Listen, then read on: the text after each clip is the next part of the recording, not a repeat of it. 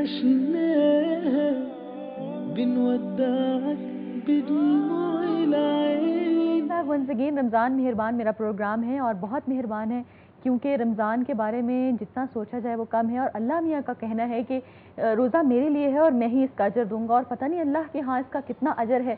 بس ہماری کوشش ہونی چاہیے کہ رمضان کو اچھے سے گزاریں، اور یہی مطلب نہیں ہونا چاہیے کہ خالی بھوکا رہ لیا سحری سے افطاری تک.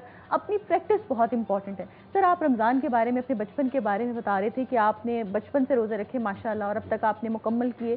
کرکٹ میں روزے کیسے رکھے جاتے ہیں؟ آپ کی اتنی فیلڈ میں پریکٹس ہوتی ہے، اتنی انرجی ویسٹ ہوتی ہے کہ اب تب بھی ممکن ہوتا ہے؟ ایک بیسیکلی ایک تو یہ ویل ہوتی ہے کہ آپ، اور پھر دوسرا آپ کس گھرانے سے، آپ کے پیچھے بیک گراؤنڈ کیا ہے. تو میری والدہ کا مقصد میں آپ کو ایک چھوٹا سا شعر بھی بتا دوں کہ ایک دعا نے بچا لیا ہے مجھے ورنہ کس کس کی بد دعا ہے مجھے.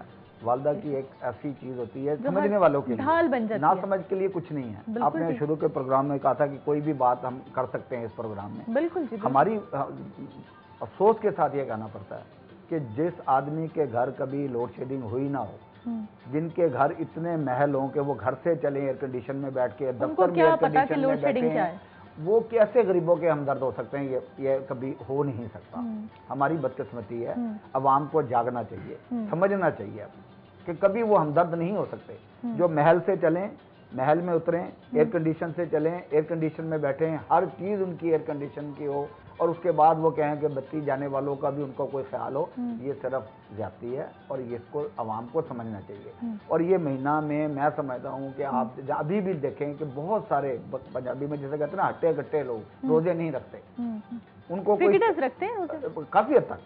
پھر وہی ہے نا کہ آپ کے گھر سے تربیت کیا ملی یا آپ کو اس کی اہمیت کا پتا ہے روزے کی اہمیت کیا ہے. لیکن ان کی اتنی پریکٹس اتنی ہوتی ہے کیسے وہ نہیں، پریکٹس میں یہ ہوتا ہے کہ آپ انٹرنیشنل لیول پہ میچز کھیل رہے ہوں.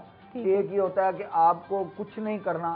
جو کرنے والے لوگ ہیں وہ افطاری کے بعد بھی رننگ کرتے ہیں، سحری سے پہلے بھی اپنی پریکٹس کر لیتے ہیں، مطلب بھاگ دوڑ کی یا ایکسرسائز کی. اگر رکھنا ہو، اگر آپ کو پتا ہو کہ روزے کی اہمیت کیا ہے، جو ہم بتانا نہیں چاہتے، ہم کسی کو نہیں بتاتے، ہمارے بڑے بھی اب نہیں بتانا چاہتے، جو نئی پود آ رہی وہ بھی نہیں بتاتے.